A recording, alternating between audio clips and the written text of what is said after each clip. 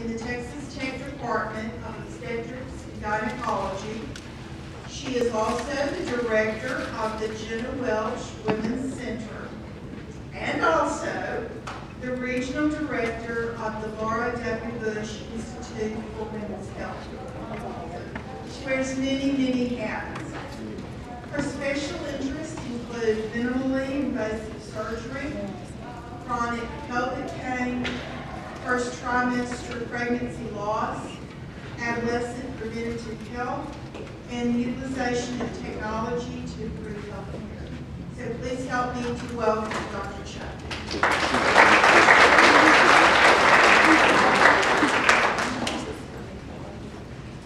Thank you, Dr. Wade. And I think some of you may know me from last year.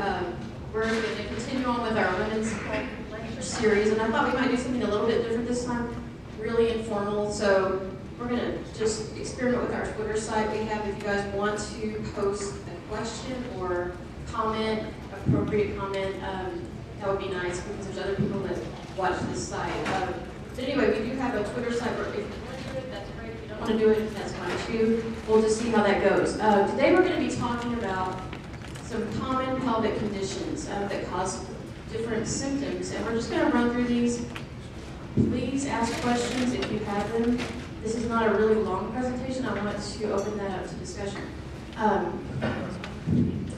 So here's our Twitter site. I don't even know what you call it. What do you call it? Address, I guess. Anybody know? You get an extra point if you know. I don't know.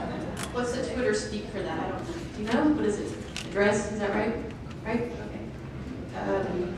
All right. So today we're going to talk about some things. Why people come to see a doctor. A lot of girls come and women come into the gynecologist. Sometimes they end up in non-gynecology doctor's offices, like your family doctor, the emergency room even. And lots of symptoms show up in the office, including painful periods, heavy bleeding, rectal pain. Sometimes you don't associate that with a pelvic condition, but that could be a symptom.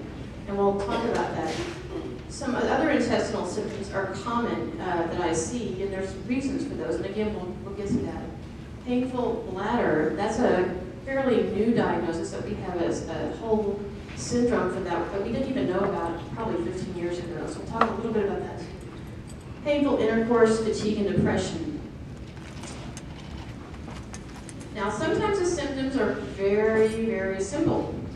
For instance, a 13-year-old patient, her mother brings her in, and she says every time this daughter of mine, is getting a period, she can't get out of bed, she can't go to school. She is having trouble, participating in her team sport. As soon as the period starts, it just hurts and hurts, and then she gets a little bit better, and by the time the period's over, she's a lot better. But every month this is getting worse. There may be a lot of nausea associated with that. There also may be migraine headaches sometimes. Maybe not. This is actually a well-known condition. It's called primary dysmenorrhea. And the definition is you have it from the very first time you ever have a period. It doesn't start later on in life. We know scientifically why this happens now. You may remember, or you may not remember, that the lining of the uterus is called the endometrium. And there was a study done back in the 1970s, and somebody actually started measuring chemicals. And we know there's blood that the endometrium produces, but there was also a chemical called prostaglandin. The prostaglandin production during the time of menstrual flow is very high, and other times it's very low. So the prostaglandin is the bad player here. Before drugs like ibuprofen and Advil were available, we didn't have anything for this. We had Tylenol and we had things like aspirin, okay? So some of you don't remember that, but I remember when there was nothing. Well, the drugs that were developed for this condition are the ibuprofen type drugs, are called cyclooxygenase inhibitors. And we call them in the medical profession COX or COX inhibitors. And what they do is they actually prevent this chemical compound from going and becoming a prostaglandin. Prostaglandin is what causes the pain, the bloating, feeling bad. Migraine headaches may be associated with high levels of prostaglandin as well. So these drugs that we use that are commonplace now they inhibit this little enzyme right here that drives this little thing here, okay? So it's a little thing, but it's had a very big impact in medicine. And so for me, that diagnosis is fairly simple, and even is fairly simple as well.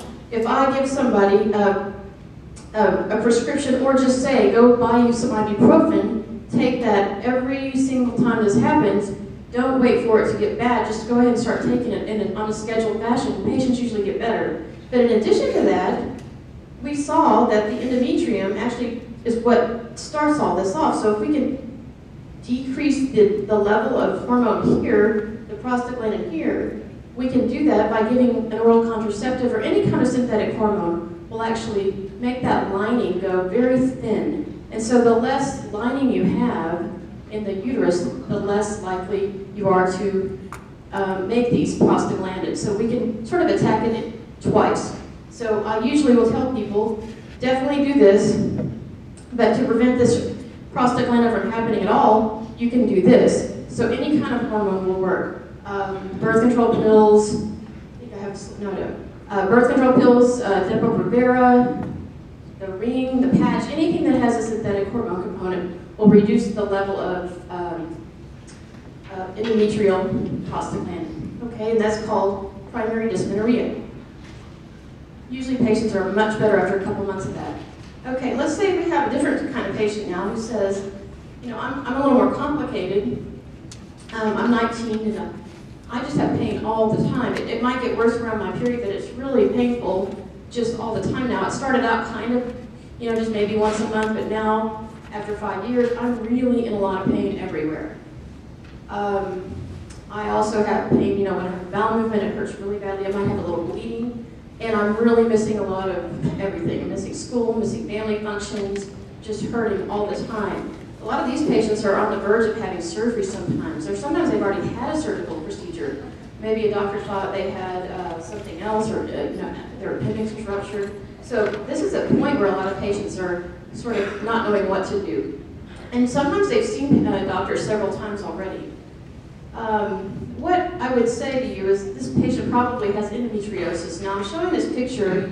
Don't get too worried about this. This is kind of probably there was some fluid used to help see the pelvis a little better. So this is not all blood, but it's blood tinged. But what we really have here is this is behind the uterus. We're looking inside the pelvis. So that the uterus would be up here, and this is behind it. And many times we see these types of lesions, we call them, and these are actually endometriosis. And endometriosis is a condition where, again, if we go back to the uterus picture, these glands that line the uterus, these glands are supposed to stay inside the uterus. Sometimes these implants actually, we don't know why, will actually implant on the surfaces of the uterus and also the surfaces of the peritoneal cavity. That means intestines, and as in this picture you can see often, we will have these implants actually implant into the tissue right above the rectum. So here's the patient's rectum would be here. So you can understand why this patient might have the rectal area. Gone? Oh, there it is. Pain might be in the rectal area because this sits very close. There's a nerve here called the uterosacral nerve, and these implants can sometimes be very deep and cause severe pain, even though it doesn't look like very much. If you didn't know, you might, let's say you weren't a gynecologist or you didn't really know much about endometriosis, you might say, well, the appendix isn't ruptured, everything's fine, but you can miss this if you're not looking for it. If I do a biopsy of this, I can actually many times get the pathologist to make a diagnosis, and they will see endometrial glands and endometrial stroma growing in that implant. The other thing we see a lot is inflammatory cells, and the inflammatory cells are actually what cause the problem. And if you remember, the prostaglandin is also an inflammatory chemical, so many times the inflammatory cells will cause prostaglandins to be released. For this reason, again, with endometriosis, we can, with endometriosis, we can use prostaglandin inhibitors that we talked about earlier, like ibuprofen. That's the best drug for most pelvic conditions. I know you see a lot of commercials about Midol and all kinds of things that you can buy, but really, if it's not a prostaglandin inhibitor, then it's probably not the best medication for a pelvic pain. Aspirin is also a different type of medication, and I don't recommend that very often. A lot of these over-the-counter preparations that they sell have aspirin in them, so if aspirin is a component, it's not the best one, and there's also some danger that can cause with aspirin use, including increased bleeding and heavier bleeding. So again, look for the ibuprofen type drugs, okay? Those are the best. Now, I don't have to do surgery to make this diagnosis. I can listen to the patient. So if they tell me what's going on and they give me this history, again, endometriosis tends to start fairly young, but patients may not see a doctor maybe for many years. If they don't get intervention and they don't get treated, this disease can actually progress to the point where, I'll show you a picture in a second, but we kind of talked about all this. We can use all these things to help control the symptoms along with our ibuprofen type medications. We can also use a really fancy, expensive drug if these don't work. I usually try these for 3 months because, again, they stop that endometrial implant from growing.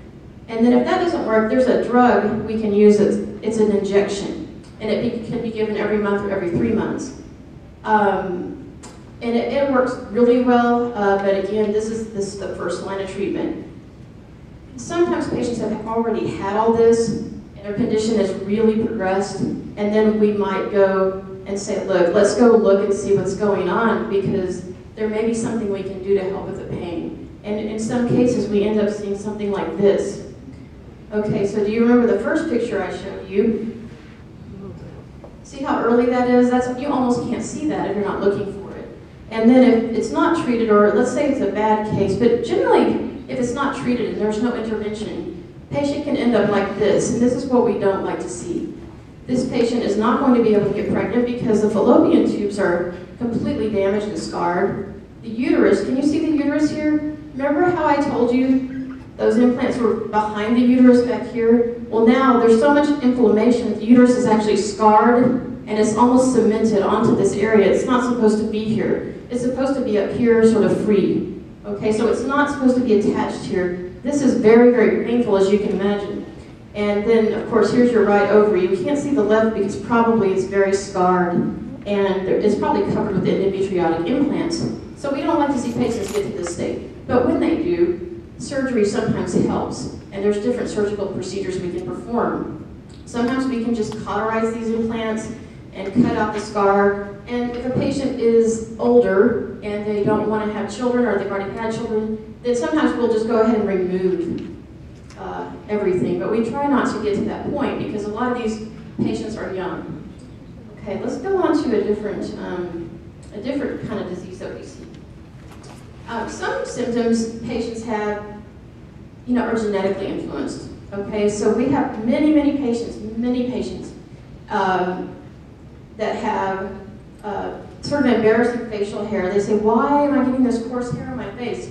Well, first thing I ask them is, does your mom or your aunt or anybody in your family have that? Oh yeah, everyone has this. That's because this is incredibly genetic.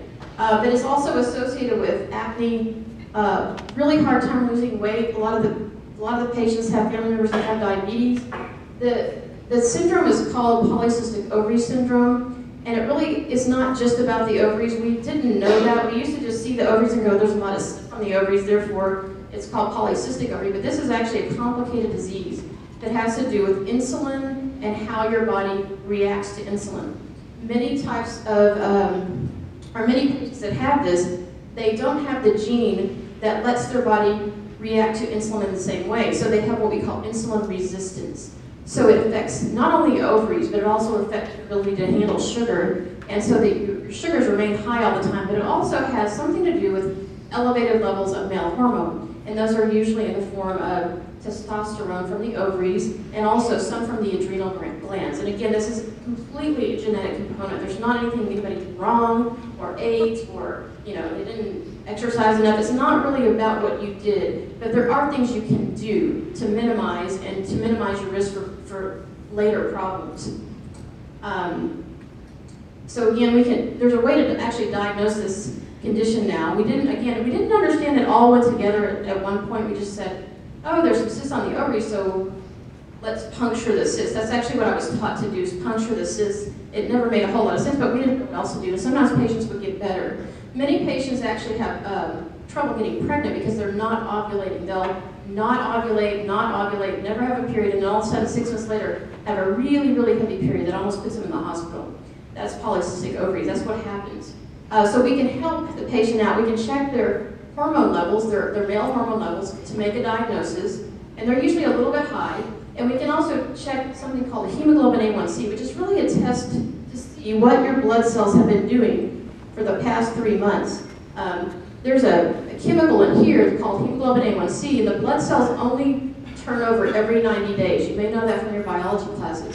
So when your bone marrow makes a red blood cell, it stays in your system for 90 days. So if we do a hemoglobin A1C test, we know what your sugars have been doing for 90 full days, okay? If we just do a glucose test that day, we only know what your sugars are doing 1 day. So this is a better test for what's been going on for the past 3 months. And a lot of times I'll see a normal blood sugar test just for that day, but I'll see an abnormal hemoglobin A1C, and that means to me this is a more chronic issue.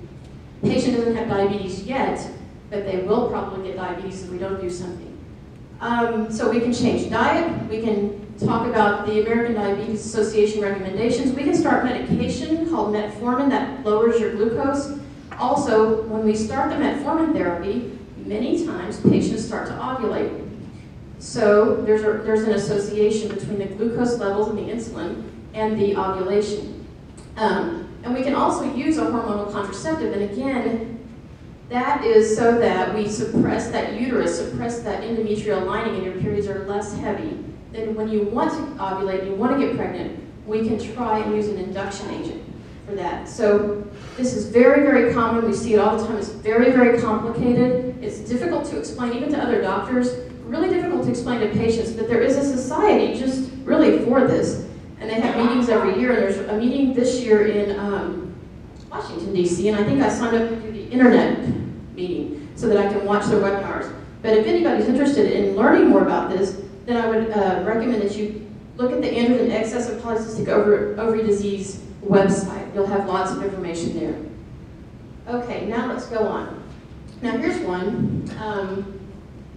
Lady's 44. She just got, well, she's not recently, maybe a couple of years ago, she started to date again. And she's having severe, severe pain. This patient is really hurting. She might even end up in the emergency room. There are blisters. She's noticed some blisters. And what we see on this, an exam like this sometimes is, and I'm not trying to gross you out, I'm just trying to tell you this diagnosis is fairly simple. If you know anybody or somebody's worried about this, I don't know if you can you see the blisters here? I'm not going to leave it up too long, but there are some very painful little ulcers here. You see that? This is herpes, okay? It is, the first outbreak of herpes is severely painful, And it's not a young person's disease exclusively. People can get it late in life, people can get it even after age 40. It's a sexually transmitted disease, as you probably know. You can prevent herpes by not having sex or being careful about being monogamous in a relationship. Also, you can really lower your chance of getting herpes by using condoms every time, especially if you're have multiple sexual partners. Herpes doesn't go away. Once you have the virus, it stays in your system. It stays in the nerve endings. However, it doesn't always have to be, untreated. We can prevent recurrent outbreaks, and we can treat outbreaks. So when outbreaks come, we can give medication for that. So you don't have to suffer if you have herpes. Now, most of the time after the first outbreak happens, the second, third, or whatever, they're not quite as bad, but they can be transmissible. So if you carry that virus, then you can actually transmit that virus to someone else. And we don't really know if there's ever a safe time to prevent herpes. So that's why condoms are really, really necessary. But there is also medication that can prevent the level of virus that's shed. So if you're having an outbreak and you're taking the medication, you're actually going to have a lower level of virus, so a lower risk of transmitting that disease. I put this website here because if you go, this is the Center for Disease Control. They have an outstanding website if you have any disease you're worried about, it doesn't matter what it is, there's something there for you. You can go on the CDC.gov website. You can click on chlamydia, or you can click on herpes. It will tell you everything you want to know, and they use very easy to understand language. I use this website all the time, and it has the most up-to-date testing recommendations, the most up-to-date therapy for any disease, especially infectious diseases. So I recommend, if you are interested in diseases or just in biology, that you use this website and just kind of look at it. It's really well done. Or if you're going out of town, you don't know, going out of the country, it'll tell you everything you need to know about out of country travel. But anyway, I like this and I use this all the time. And recommendations for treatment do change. So if you develop any kind of disease that's infectious and you're not sure if maybe you didn't get the right therapy, you can go on here and you can find out. They even have people you can call. So just a little empowerment for you if you have questions. Now, here's a case, a little bit different, okay? This is a patient, let's say, that's 20 years old, and she came in. This is actually a real patient, but that I treated. All these are kind of just versions of people, but no one in particular. But these are things that I see commonly. A patient has been having a lot of pain in the left side for a long time, but not sure what's going on. And this patient is sexually active, but never really had an exam, never been screened for chlamydia. Chlamydia, by the way, is the most common sexually transmitted disease besides human papillomavirus in the United States right now. And the rate is very high. And I would recommend that everyone get yearly screening for this once they become sexually active. The reason that's important is because it can damage your fallopian tubes, and also it can cause a lot of pain. If you have a chlamydia infection and you get treated, generally you don't have long-term problems. So it's not one of those that stays in the body forever like herpes, and it's not one of those that you can never tell you had. You just need to get it treated, but you got to get tested before you get treated.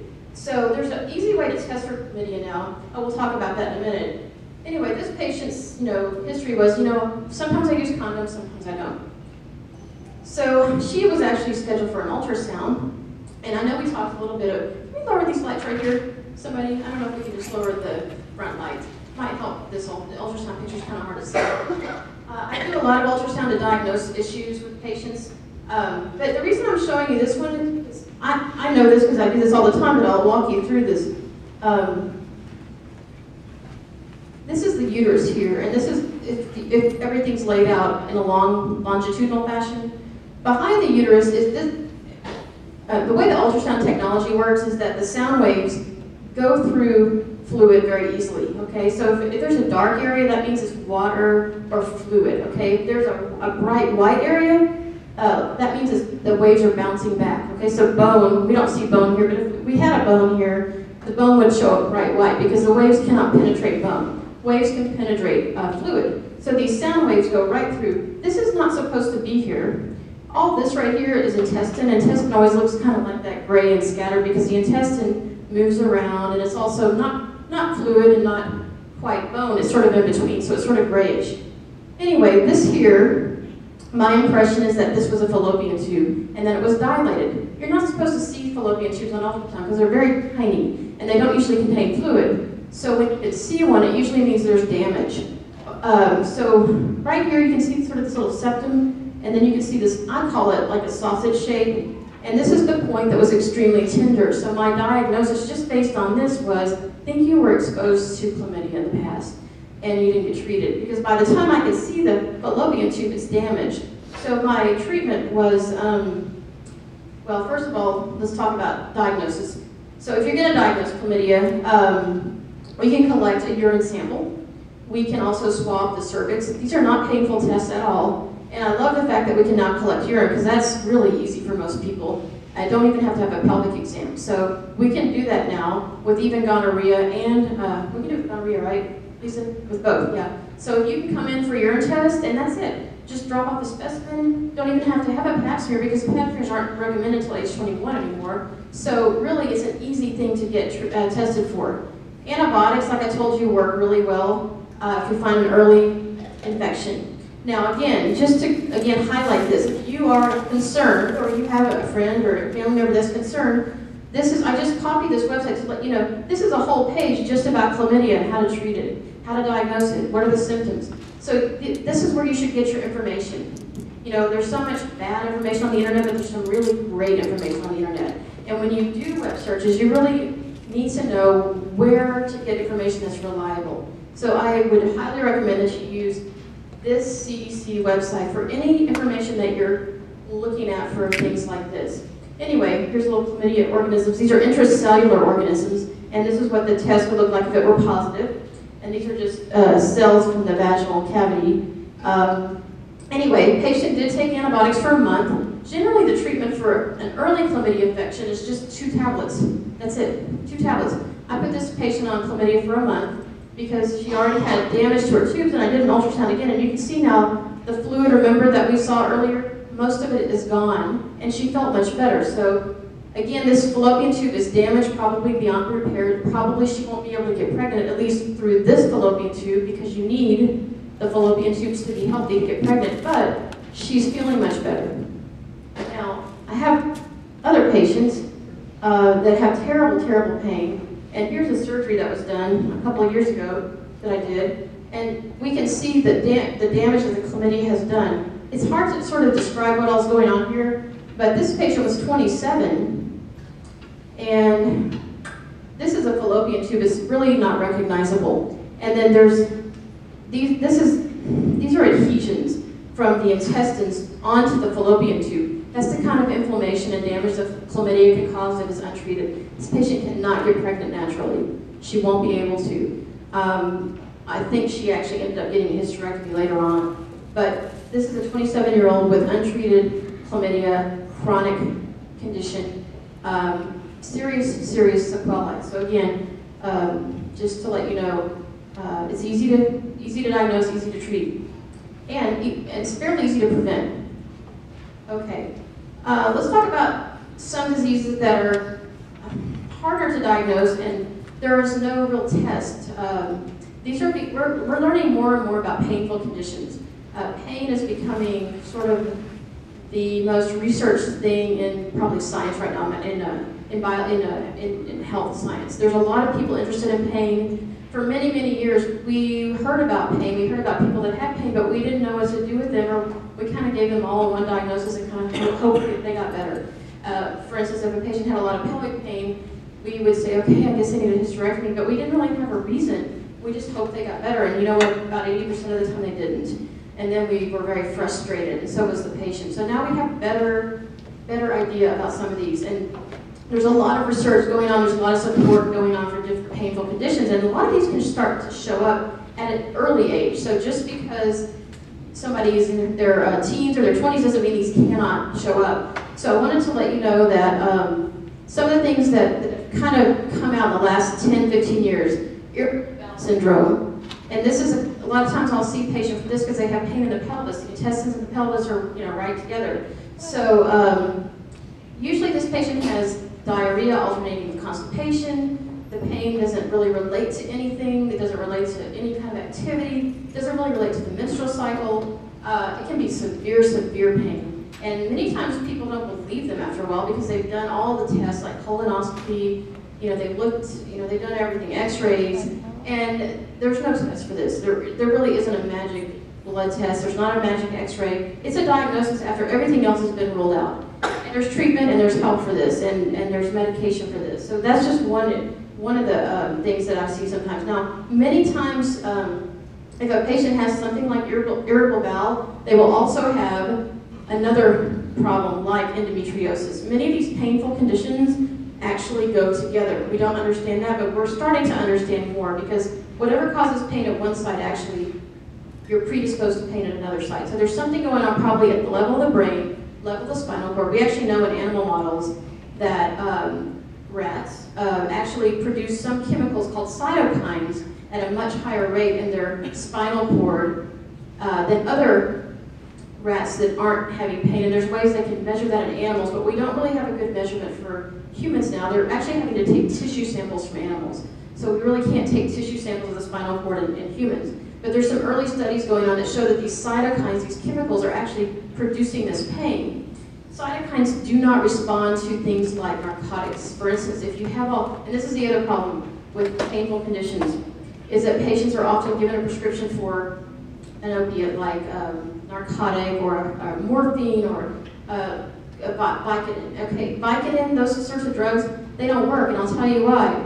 Because the cytokines do not respond to those opiates. So what happens with patients that are given an opiate drug is that it doesn't work, and then they come back and they want more, and then people go, oh, they're a drug addict. You know, they're seeking drugs. No, it's because we're not treating the pain appropriately. We don't have the right tools yet.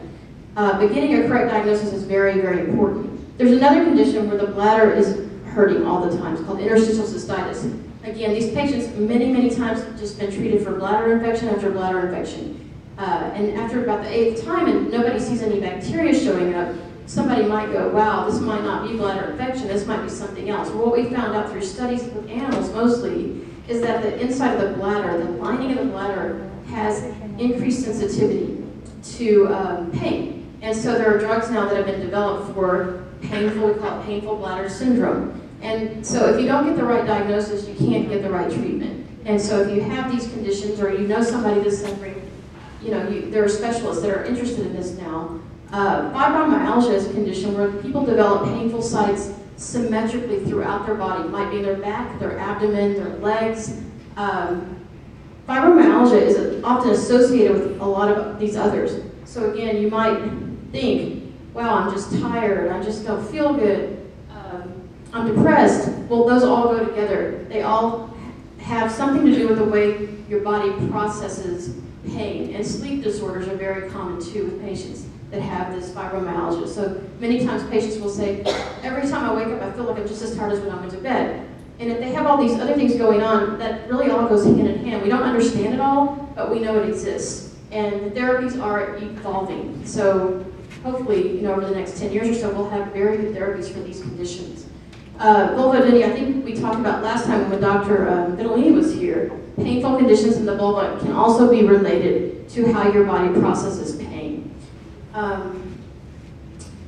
Just because we don't have a treatment doesn't mean there's not help. And again, I love the internet for so many reasons. And it's because we can live anywhere in the world now, and we can get information about things that are affecting us, and especially medical conditions. And again, I'm a member of the International Pelvic Pain Society. They really just, you know, it's a great society because there's a lot of doctors that we have interest in common. There's something called the National Vulvodynia. This was basically not even talked about, or there was nothing going on with this until one doctor developed this condition, and she started an association, and now she's actually through lots and lots of lobbying, she's got the federal government now to appropriate money just for research in this area. So, so there's a lot of stuff going on with pain. And then of course there's support groups that are non-medical. And I don't know much about these two, but you know, if you have something, there's usually somebody else with it in the world. So one of the things I love about the internet with patients when I counsel them is